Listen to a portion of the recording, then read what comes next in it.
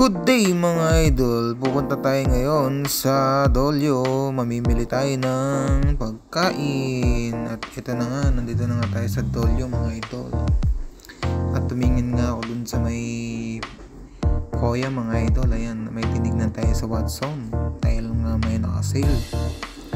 At ito na nga mga idol, sakay na muna tayo kay Mot. Ay, hindi pala Mot, si Nemo pala yung gamit ko. At pumunta nga ako dito sa prutasan mga idol. Bumili nga ako ng dalandan at permission ba yun? At eto na nga mga idol, tayo ay nasa biyahe na mga idol. At tayo ay pauwi na. At napakaganda ng daan mga idol, yung kalsada mga idol. Napakaganda ng kalsada. Tignan nyo mga idol.